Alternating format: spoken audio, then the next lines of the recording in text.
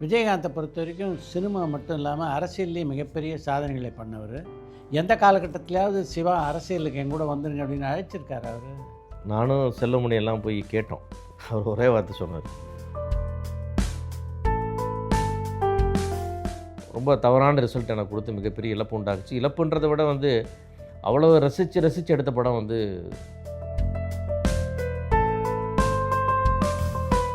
கேப்டனோட influence அவருக்கு நிறையா இருக்குது. அவர் குழந்தையிலேருந்து பார்த்து வளர்ந்த ஹீரோ விஜயகாந்த்.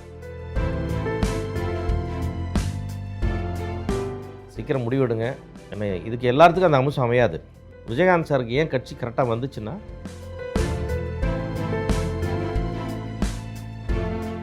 ஊட்டியில் பிரச்சாரத்தில் இருப்பார், வண்டியில் கூட்டத்துக்கு நடுவில் எனக்கு ஃபோன் பண்ணுவார், சிவா நான் இப்போ ஒரு 4 மணி நேரம் கழித்து கோபி தாண்டுவேன், அம்மாட்ட சொல்லி.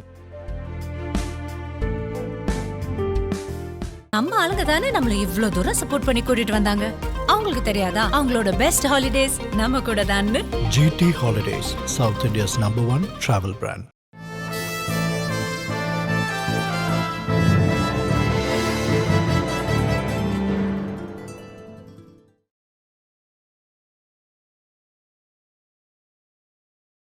டூரிங் டாக்கீஸ் ரசிகர்களுக்கு வணக்கம். இன்றைய சாட் வித் சித்ரா நிகழ்ச்சியுடைய சிறப்பு விருந்தினர் தயாரிப்பாளர் மற்றும் நடிகர் டி. சிவா.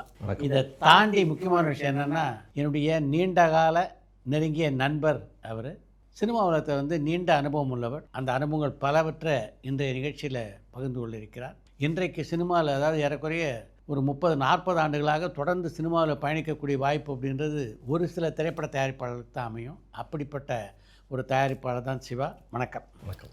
ஆரம்ப காலத்தில் விஜயகாந்தோடு மிக நெருக்கமாக பழகக்கூடிய வாய்ப்பை பெற்றவர் நீங்கள். இன்றைக்கி விஜயகாந்தனுடைய குடும்பத்தினரோடு உங்களுடைய நட்பு எந்த அளவுக்கு இருக்குது? முதல்ல உலகமெங்கும் இருக்கிற லட்சக்கணக்கான டூரிங் டாக்கீஸ் நேயர்களுக்கு என்னுடைய வணக்கம். ஏன்னா நான் எந்த நாட்டுக்கு போனாலும் என்னை பார்த்து முதல்ல கேட்குற கேள்வி, உங்களோட டூரிங் டாக்கீஸ் இன்டர்வியூவில் பார்த்தேன்.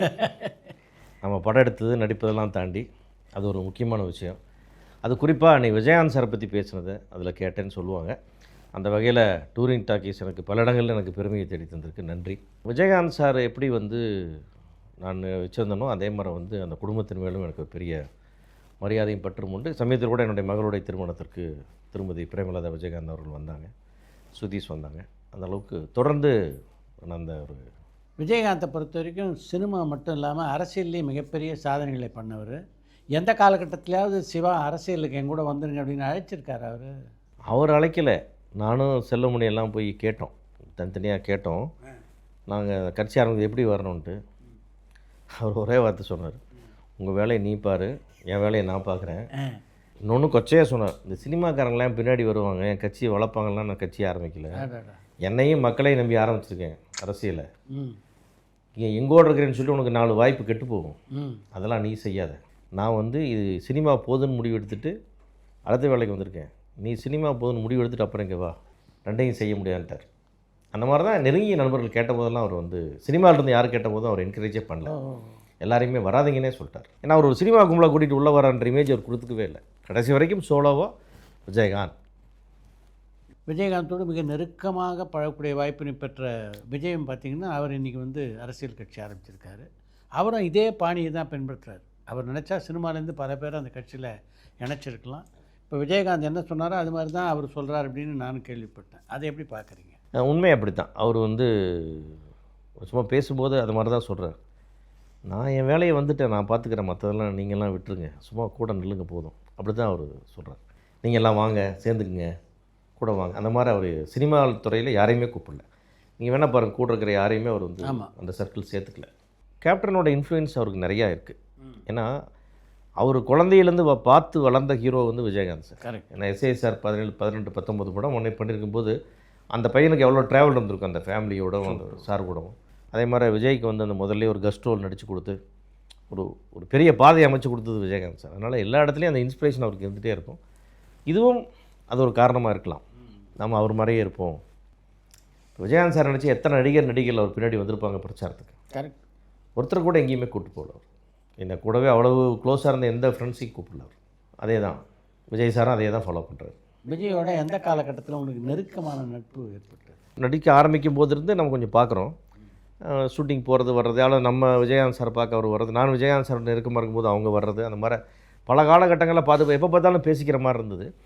அப்புறம் நடுவில் நான் வந்து 97 அவரோட ஒரு படம் பண்ணுற மாதிரி ஒரு நெருக்கமான டிஸ்கஷன் போய் அது கொஞ்சம் நடக்காமல் அப்புறம் போயிடுச்சு என்னுடைய சூழ்நிலை காரணமாக. அப்புறம் எப்பாவது பார்த்து அதை மிஸ் பண்ணுறோம்ல, திருப்பி ஒரு நாள் பண்ணுவோம் அப்படின்னு சொல்லுவார். அப்படியே இருந்தது. அதுக்கப்புறம் வந்து நான் அவருடைய மிகப்பெரிய ரசிகன்ற முறையில் அவருக்கு எல்லா ஆதரவான கருத்துக்களை நான் சோசியல் மீடியாவில் செஞ்சுட்டே இருப்பேன். அது வந்து அடுத்தடுத்து ரிலீஸில், ரியோ ரிலீஸில் எல்லாம் சில கான்ட்ரவர்சியில் வரும்போதெல்லாம் நம்ம அதை பேக் பண்ணிட்டே இருப்போம். எங்கே பார்த்தாலும் அவர் அதை பற்றி எங்கே என்ன பார்த்தாலும் ஞாபகப்படுத்தி அந்த விஷயம் நீங்கள் போட்டிருந்தீங்க நல்லா இருந்தது அப்படின்னு சொல்லிட்டு போவார். இப்படி எல்லாமே அவர் நம்மளை நோட் பண்ணுறாரு அப்படின்னு தெரிஞ்சது. 2018 சொன்னேன். அன்றைக்கி ஒரு குழப்பமான அரசியல் சூழ்நிலை இருந்து பார்த்தீங்களா, அந்த காலகட்டத்தில் நான் சொன்னேன், சார் நீங்கள் அரசியலுக்கு வருவீங்கன்னு பேசுகிறாங்க, நீங்கள் நிச்சயமாக வரணும். நான் வந்துட்டால் சினிமா நடிகர் நிறைய பேர் இருக்கிறாங்க, இங்கே மக்களை காப்பாற்றான ஆள் இல்லை.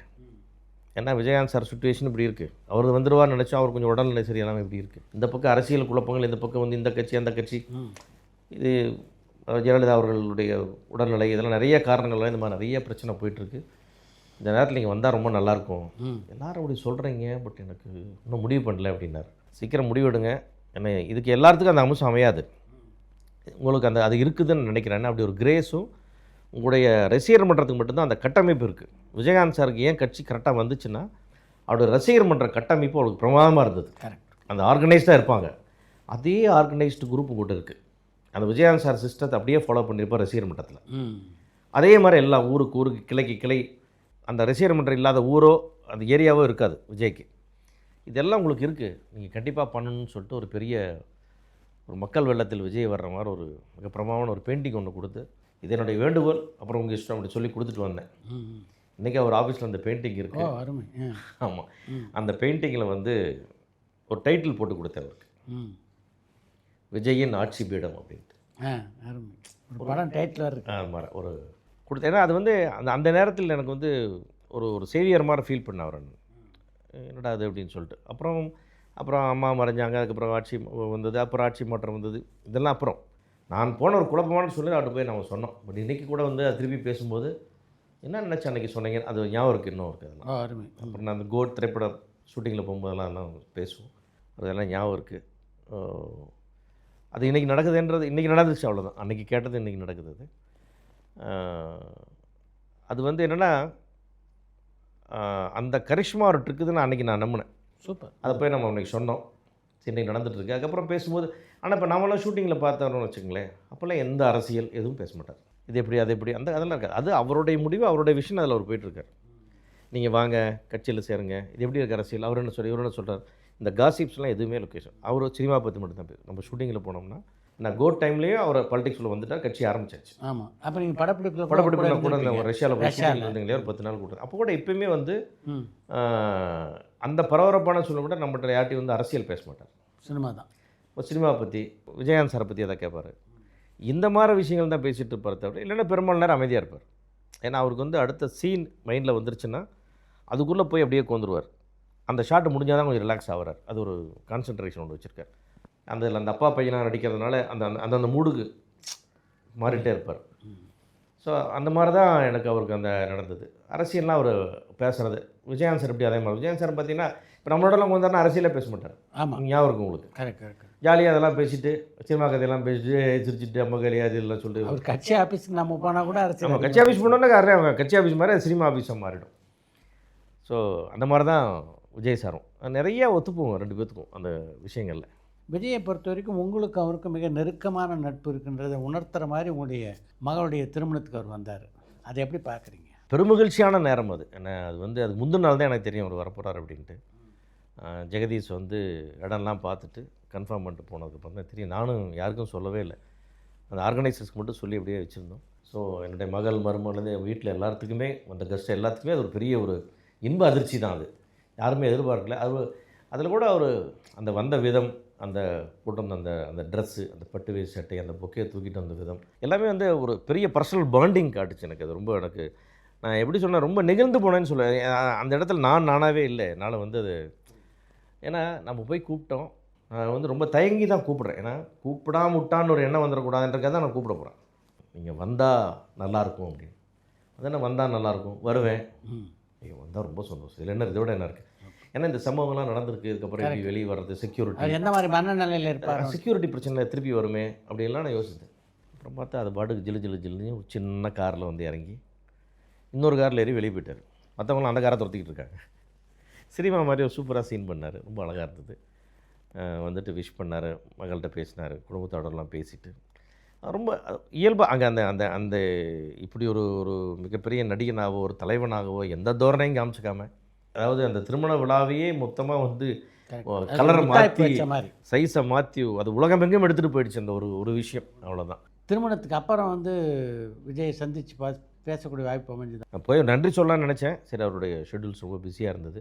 இருந்தாலும் என்னோடய செய்திகளை ஜெகதீஷ் மூலமாக எல்லாம் கன்வே பண்ணிட்டேன். அவரோட அந்த மேரேஜ் வெட்டிங் ஃபோட்டோஸ்லாம் அனுப்பிச்சி விட்டேன். சார் பார்த்தாரு, ரொம்ப மகிழ்ச்சியாக சொன்னாங்க. ஏன்னா அதுக்கப்புறம் அவருடைய ஷெட்யூல்ஸ்லாம் ரொம்ப டைட்டாக இருக்குது. நான் விரைவில் சந்திப்பேன்னு நினைக்கிறேன். நான் இது தொடர்ச்சியாக பேசலாம் நண்பர்கள்.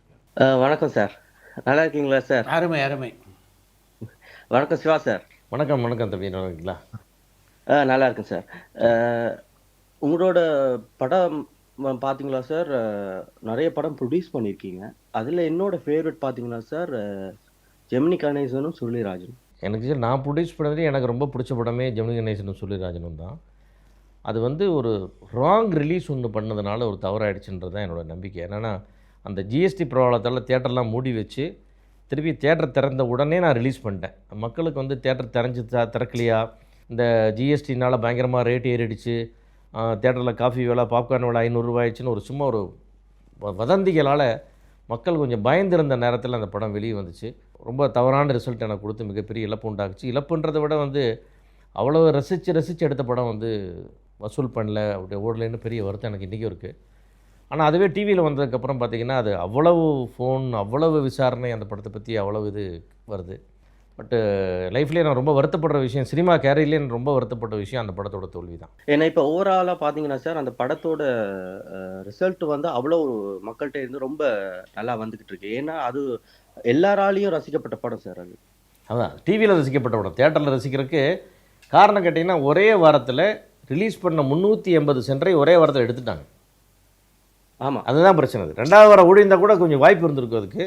அது சினிமாவின் தலையெழுத்து சரியில்லைன்னு சொன்னோன்னே அது கொஞ்சம் உயிர் பிழைக்கிறதுக்கு வாய்ப்பே இல்லாமல் அப்படி தூக்கிடுவாங்க. அந்த மாதிரி 380 சென்டரும் தூக்கப்பட்டது.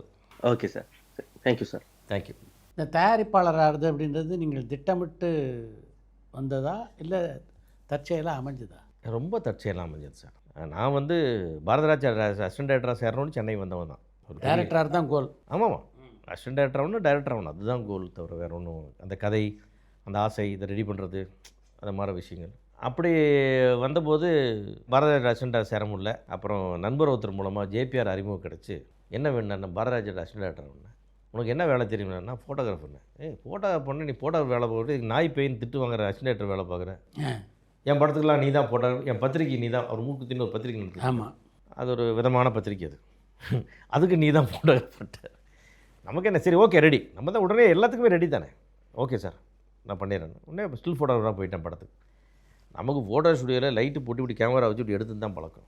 ஷூட்டிங் மட்டும் சுற்றி பக்கம் எல்லா பக்கம் லைட் எரியுது, கேமரா கையில் வச்சுட்டு எதில் எடுக்கிறதுனே தெரியல, எப்படி பார்த்தாலும் கிளார் வருது. கரெக்ட். நமக்கு அது அந்த ஃபோட்டோகிராஃபி தெரியாது இல்லையா, பழக்கமே. அப்புறம் இருக்கிற கேமராமேன் அசிஸ்டண்ட்டு எல்லாத்தையும் வச்சு சொல்லி கொடுக்க சொல்லி இந்த கிளாரெலாம் கட் பண்ணுறதெல்லாம் சொல்லி கொடுத்தாங்க. அப்புறம் தான் மூலமாக அங்கே போய் தான் ஸ்டில்லு பழகிறோம், சினிமா ஸ்டில்லில் எடுத்துக்கிட்டே பழகிறேன். அப்படியானது அந்த இயக்குனர் நேதாஜியோட பழக்கமாகி அப்புறம் அவர் இந்த படம் முடிச்சதுக்கப்புறம் சரி நாமளே ஒரு படம் பண்ணலாமா அப்படின்னு ஆரம்பித்தார். என்னோடய ஃபேமிலி பேக்ரவுண்ட்லாம் தெரிஞ்சுட்டு கொஞ்சம் வசதியாக இருக்கான் செய்வான்னு நினச்சி கேட்டார் போல். அதனால் நேதாஜி வந்து என்ன சொன்னார்னா, நான் ஒரு படம் பண்ணுவோமான்னு கேட்டார். சரி நம்ம ஒரு 3 ரூபா போட்டால் ஒரு படம் எடுத்துடலாம்னா. சரி நமக்கும் அவ்வளோவா ஐடியா இல்லை, நம்ம அதுக்கு ரெடி எடுத்துடலாம். அது ஸ்கூல் படிக்கும் போது ஸ்ட்ரைக் பண்ணலாமா பண்ணிடலாம், கட்டடிக்கலாமா அடிச்சிடலாம், அந்த மாதிரி ஒரு சுபாவன்றதுனால அது உடனே ஊருக்கு போனேன். அப்பா அம்மாட்டெல்லாம் அண்ணன்ட்டெல்லாம் சொன்னேன். உடனே அவங்க எல்லோரும் சேர்ந்து அவங்களும் ஏதோ செய்வான் அப்படி நம்பிக்கையில் 44 வருஷம் முன்னாடி ஒரு 3 லட்ச ரூபாயை வீட்டில் என்னை நம்பி எடுத்து கொடுக்குறாங்க. பாட்டி கொஞ்சம், அம்மா கொஞ்சம், அப்பாது அண்ணாது எல்லோரும் சேர்ந்து வீட்டில் கொடுத்து அனுப்பிச்சாங்க. இப்போ நினச்சாலும் கூட ரொம்ப ஆச்சரியமான விஷயம் என்ன, அது பெட்டியில் சொன்ன விஷயந்தான். 3 லட்ச ரூபாய் கொடுத்துட்டு சரி எடுத்துகிட்டு கிளம்பிட்டாங்க. 3 லட்ச ரூபாய் வந்து இடுப்பில் பெல்ட்டில் கட்டி விட்டு வேட்டியை கட்டி எங்கள் அப்பாவோட சட்டையை போட்டு சரி போய்ட்டு வைப்பா அப்படின்ட்டாங்க. இது யார் இன்றைக்கி 3 கோடி கொடுத்து தனியாக அனுப்புவோமா, 10 லட்சத்துக்கு கொடுத்து தனியாக அனுப்புவோமா. அப்புறம் நான் கோபிச்செட்டிப்பாளையத்துக்கு ஈரோடுக்கு ஒரு பஸ், ஈரோட்லேருந்து சேலத்துக்கு ஒரு பஸ், சேலத்துலேருந்து சென்னைக்கு ஒரு பஸ், சேலத்தில் பணப்பாட்டில் இறங்கி டவுன் பஸ் பிடிச்சி ட்ரிப்ளிகேன் போய் ரூமில் பணத்தை வச்சுட்டு ரெடியாகி வந்து பேங்க்கில் போட்டு இந்த தொழில் ஆரம்பிக்கிறேன். ஆடாடா. இதெல்லாம் இன்றைக்கி சாத்தியமே நாம் நம்ம பசங்களை நம்பி இப்படி கொடுத்து அனுப்புவோமா? வாய்ப்பு இல்லை. அந்த மாதிரி நம்பிக்கை வச்சாங்க. அந்த நம்பிக்கையை நான் வந்து காப்பாற்றுறதுக்கு விஜயகாந்த் சார் ஹெல்ப் பண்ணார். அவரும் எங்கள் வீட்டுக்கு வந்து அம்மானா அம்மா தான், உரிமையோடு கேட்டு வாங்கி சாப்பிடுவார். இன்னும் சொல்ல போனால் ஊட்டியில் பிரச்சாரத்தில் இருப்பார், வண்டியில் போய் அந்த கூட்டத்துக்கு நடுவில் எனக்கு ஃபோன் பண்ணுவார். சிவா, நான் ஒரு 4 மணி நேரம் கழிச்சு கோபி தாண்டுவேன், அம்மாட்ட சொல்லி அவர் பிரியமான 2 சாப்பாட்டை சொல்லுவார், ரெடியாக வச்சுக்க சொல்லும்பார். உடனே ஃபோன் பண்ணி சொல்லி ரெடி பண்ணி வச்சிட்டோம்னா அவர் முன்னாடி ஒரு வண்டியில் வந்து வீட்டில் ஒரு கேரியரில் பிக்கப் பண்ணிட்டு போயிடுவாங்க. இந்தளவு உரிமையை எடுத்துக்கக்கூடியவர். அதெல்லாம் எந்த சங்கோச்சம் கிடையாது. எனக்கு இந்த சாப்பாடு வேணும், நைட்டு சாப்பிட அம்மாட்ட சொல்லி பண்ணி கொடுக்க சொல்லுவாங்க. அந்த மாதிரி அப்படி தான் அவர் எங்கள் குடும்பத்தையும் வச்சுருந்தார், என் தங்கச்சி எல்லாத்தையும் அப்படி தான் அவர் பார்த்தார். விஜயகாந்தோடு சேர்ந்து அறிமுகமான இன்னொரு முக்கியமான நபர் இப்ராஹிம் ராவுத்தர். அதிகமாக விஜயகாந்த் சாரை பற்றி பேசுகிறமே தவிர அதிகமாக நினைக்கிறது ராவுத்தரையும் உண்டு. ஏன்னா அவர் இல்லாமல் இவர் இல்லை, இவர் இல்லாமல் அவர் இல்லை. கரெக்ட். 2 பேரும் அப்படி வந்து இணைபிரியா தொடரில் அது இருந்தாங்க. மாதிரி ஒரு ஃப்ரெண்ட்ஷிப் பார்க்குறதே. அதனால் எனக்கு வந்து என்ன உதவி செஞ்சாங்களோ அது எல்லாத்துலேயுமே சரிசமமான பங்கு ராவுத்தருக்கு உண்டு.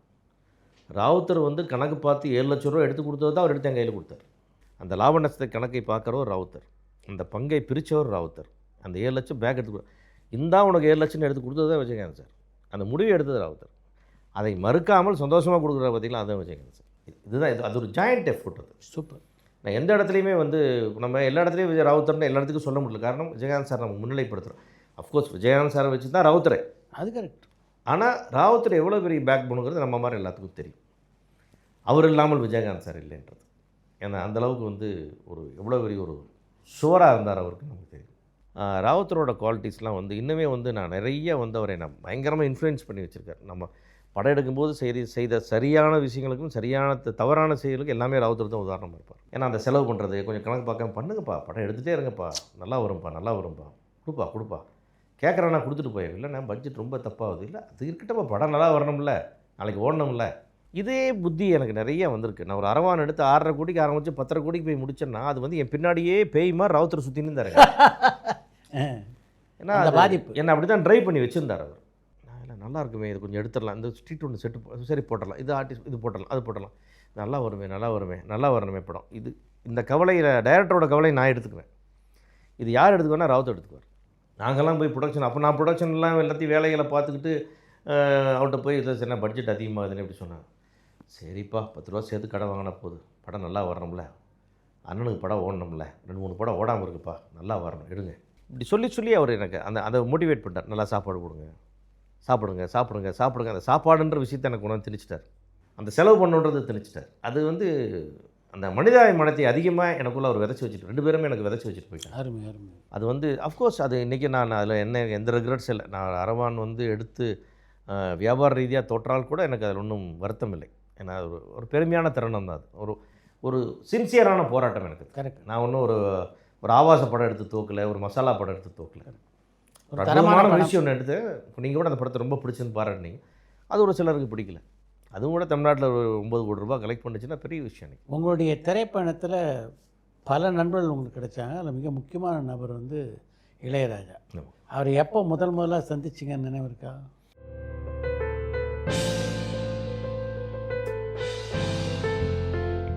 சுசீந்திரன் கேரக்டர்லேயே பண்ண one of the best film அது. ஆனால் வெள்ளிக்கிழமைக்கு அந்த படம் ரிலீஸு, சனிக்கிழமைக்கு ஜெயலலிதா அவங்க அரெஸ்ட்டு.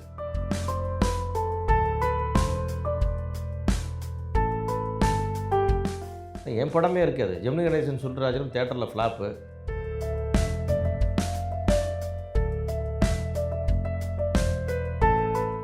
விஜயகாந்த் சாரை பற்றி ஒரு ஃபுல் எபிசோடு ஒன்று பண்ணுறோம்.